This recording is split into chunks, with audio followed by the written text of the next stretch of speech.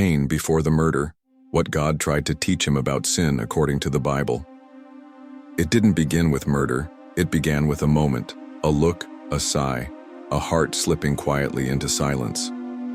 Before Cain raised his hand against his brother, something darker rose within him. And before that darkness ever spilled onto the earth, staining the soil with the blood of Abel, God was already speaking. We often skip over the most important part of Cain's story. We rush from offering to outrage, from jealousy to judgment, from sibling to slaying.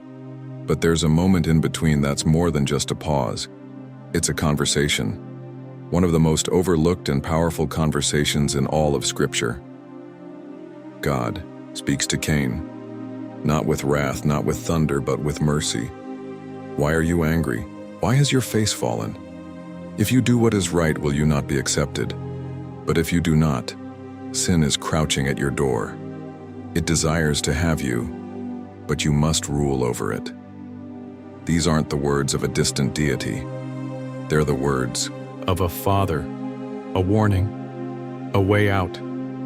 God didn't wait for the crime. He confronted the condition. And Cain, he said nothing. This is not just the story of the first murder, it's the story of the first invitation to overcome sin and the first refusal. Cain wasn't a cartoon villain. He wasn't destined to kill. He was a man, deeply human, caught in the same war that rages in every heart today. The war between anger and humility, between comparison and contentment, between the voice of God and the pull of pride. The tragedy is not just that Cain killed his brother. It's that he could have stopped. He could have answered. He could have looked up instead of inward. But he didn't. And maybe that's why this story still matters. Because long before sin breaks the world around us, it whispers at the door of our hearts. We don't wake up as murderers. We wake up as people with fallen faces, quiet tempers, unspoken comparisons, unresolved wounds. Cain's story is not a relic. It's a reflection. God is still speaking. Sin is still crouching. And we are still choosing. So before we step into the aftermath, before we cry out for justice or tremble at judgment, let's go back to the conversation, back to the moment God tried to stop the worst by reaching for the heart. Because the warning wasn't just for Cain, it's for all of us. In the earliest pages of Scripture, we meet two brothers, Cain and Abel. They are the first generation born after Eden, born outside the garden's gates, carrying the consequences of a decision they didn't make. Yet even outside Eden, God is still present, still receiving, still watching. And the first act of worship recorded in the Bible, two offerings brought before God. Cain brings an offering from the fruits of the soil, the work of his hands. Abel brings the fat portions from the firstborn of his flock. And the Scripture tells us something subtle but seismic. The Lord looked with favor on Abel and his offering, but on Cain and his offering he did not look with favor. It wasn't about agriculture versus livestock. It wasn't that one job was holier than the other. It was the posture behind the gift, the heart that offered it. Hebrews 11 tells us why. By faith Abel offered God a better sacrifice than Cain did. Abel's gift was rooted in trust, in humility and surrender. Cain's was routine, mechanical, perhaps even resentful. God isn't moved by effort alone. He's moved by faith. He's not impressed by what we bring, but by why we bring it. Imagine the moment. Both brothers standing at the altar. Smoke rising from two different offerings. One is received. The other is not. It's easy to imagine Cain's confusion, maybe even his pain. But under the confusion was something more dangerous. Comparison. The kind that whispers, "Why him, not me?" The kind that doesn't ask for feedback, only demands validation. Cain didn't ask God what went wrong. He didn't ask how to make it right. He watched. He stewed. He turned his gaze from the altar to Abel, and resentment began to grow roots. This is where sin often begins, not with action but with quiet judgment, with looking sideways, with taking someone else's blessing as an insult to our own identity. Two brothers, two offerings, but more than that, two hearts, revealed in the presence of God. one surrendered, one sulking. And God? He saw both. Cain didn't speak, he didn't cry, he didn't argue. The scripture simply says, "So Cain was very angry and his face fell." This is more than just emotion, it's posture, it's spiritual body language. His countenance changed. His gaze dropped. His entire demeanor shifted under the weight of unprocessed disappointment, and God noticed. There's something deeply human about that line. His face fell. Because that's where so many of our own battles begin. Not with violence, not with words, but with what happens inside when we feel unseen, rejected, or less than. Cain had a choice. He could have asked, "Lord, help me see where I went wrong." He could have turned upward, but instead he looked inward and downward, and that's where darkness does its best work. When the face falls, so does perspective. This is the space where bitterness breeds, where silence becomes a seedbed for sin. Cain wasn't ignored, he was invited, but he let offense harden his heart before he even opened his mouth. We're not so different. How many times do we feel our face fall when someone else gets noticed, promoted, praised, blessed? How many moments do we sit in silent anger, not at others, but at the God who didn't do things our way? Cain was not yet a murderer, but his heart had begun to turn. His silence was loud, his anger deep, and it all began with unmet expectations that he never brought to God. God saw it happening, and he stepped in, not with wrath, but with relationship. He asked Cain a question. "Why are you angry? Why has your face fallen?" Not to shame him, but to open the door, because God still speaks when our face falls. He still comes close when our hearts begin to drift. He still whispers when sin starts to stir. Cain didn't need a rebuke, he needed to respond. But instead of rising to grace, he sank into rage, and sin waited patiently. Before Cain lifted a hand in violence, God lifted his voice in mercy. It's one of the most intimate, revealing moments in all of Scripture. God, seeing into the swirl of Cain's soul, steps in with questions. "Why are you angry? Why has your face fallen?" This wasn't interrogation, this was invitation. The creator of the universe stooped down to speak with a man who hadn't even spoken to him yet. Before the murder, before the curse, before the judgment, God counsels Cain. He doesn't accuse, he doesn't condemn, he asks.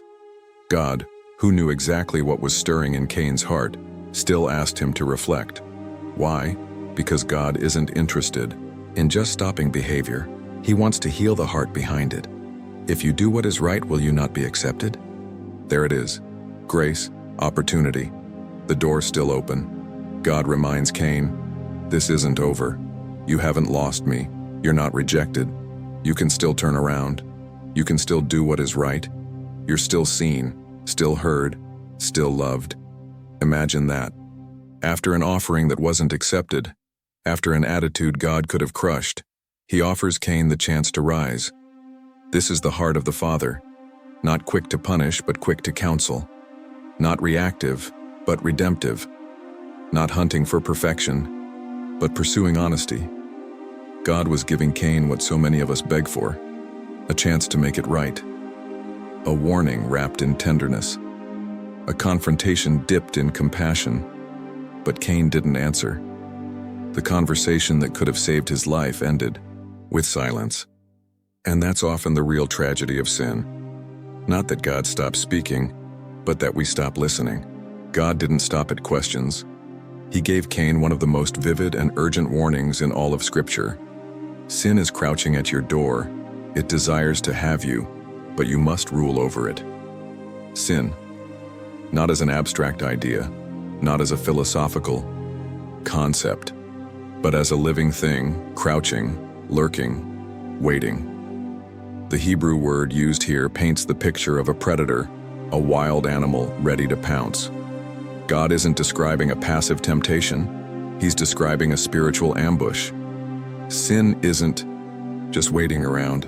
It wants something. It desires you. Not in love, but in dominion. It wants to control, devour, dismantle. But God doesn't leave Cain helpless. He says, You must rule over it. In other words, you have a choice. This is critical. In a world that often tells us we're victims of impulse, God reminds us of something deeper. We have power. Not in ourselves, but in the voice, the truth, and the mercy of the one who speaks to us before the fall. Cain wasn't powerless. He wasn't destined to kill. He was being given authority before the battle even began. And so are we. Every day, sin crouches. In our pride, in our bitterness, in our comparison, in our silence. And every day God speaks. You don't have to let it win. This warning wasn't a threat. It was an act of love. God saw what Cain was walking toward and tried to stop him, tried to tell him, "You're still in control of this moment." It was the first sin warning in the Bible, and it's still one of the most profound. Because sin doesn't start with actions. It starts with agreements. Agreements with lies, agreements with offense, agreements with the quiet voice that says, "You deserve to be angry. You deserve revenge." But God's voice comes first. A voice that says, "You can overcome this. You're not alone. You don't have to fall." And even today, that voice still speaks. If only we'll listen before sin gets in. Cain had everything he needed to make the right choice. A personal conversation with God, a warning, a way out, a voice of compassion rather than condemnation. Still, Cain made his decision.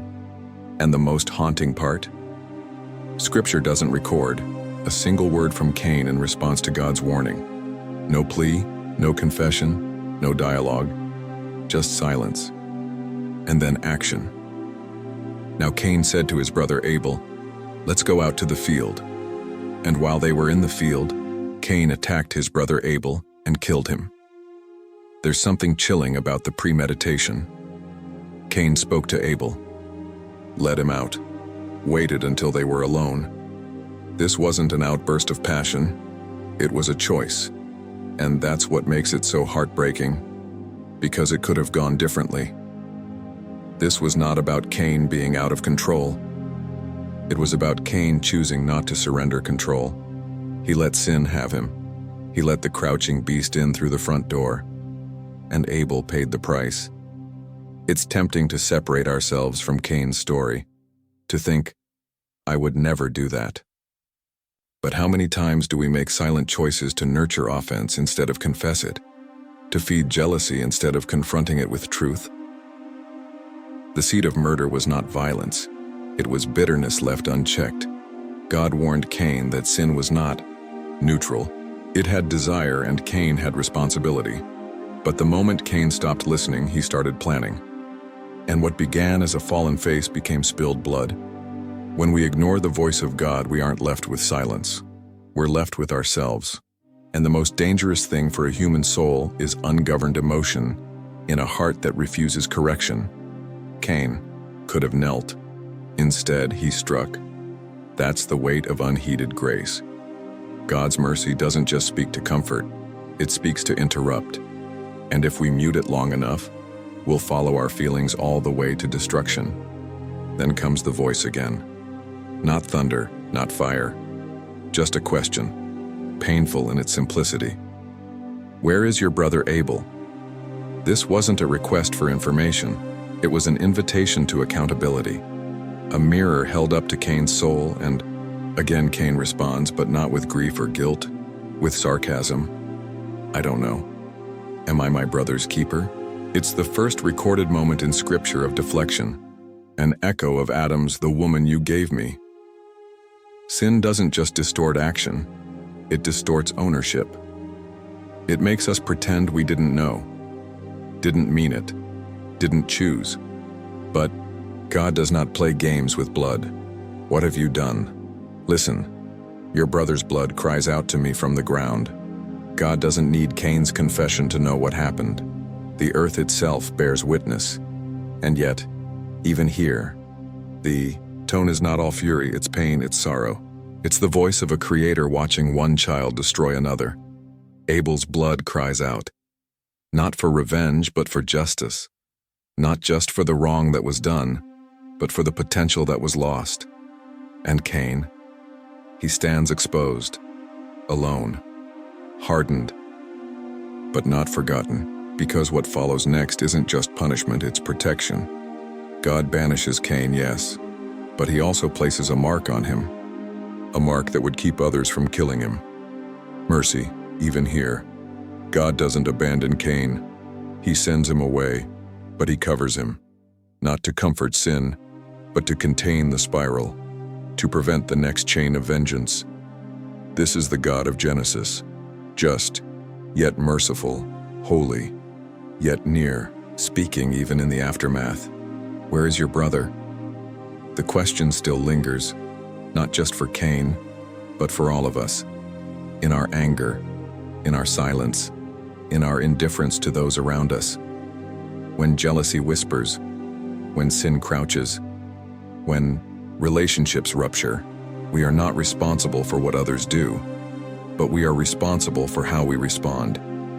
And the blood of Abel still cries. But thank God, there's another blood that speaks louder, a blood that doesn't accuse but redeems. Cain's story isn't preserved to shock us. It's preserved to warn us, to mirror us, and ultimately to guide us.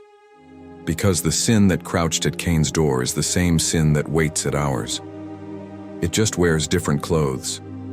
We may not raise fists, but we raise grudges.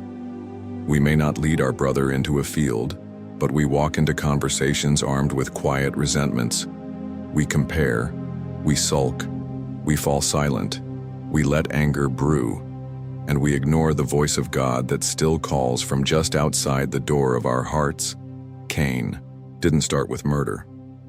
He started with disappointment, with comparison, with a heart that couldn't receive correction. And that's where most sin begins, not with violence but with vulnerability left unchecked. God's interaction with Cain teaches us several sobering, liberating truths. Sin is personal. It wants you. It's not random or generic. It studies you. It knows how to crouch in just the right places. Sin is progressive. Cain didn't leap to murder. He drifted there, slowly, quietly, the moment he compared, the moment he didn't respond, the moment he let silence harden into separation. Sin is preventable. God doesn't say, "Sin will have you." He says, "You must rule over it." That's not a hopeless command. That's a call to authority, to lean into God's power before it's too late. But maybe the most beautiful truth in all of this? God speaks first, before sin strikes, before failure unfolds, before anything is lost. God initiates the conversation. We don't have to fall into the same trap Cain did. We can learn to stop when the face falls. We can learn to respond when the Spirit whispers. We can take our jealousy, our pain, our unmet expectations and place them on the altar instead of placing blame on someone else. And we must. Because the moment we stop listening is the moment we start slipping. And yet the moment we start listening again, the God who spoke to Cain still speaks to us, calling us away from the edge. Cain's story isn't just about the first murder. It's about the first ignored warning. The first moment God stooped low, not to crush sin after the fact, but to prevent it before it started. That moment still happens today.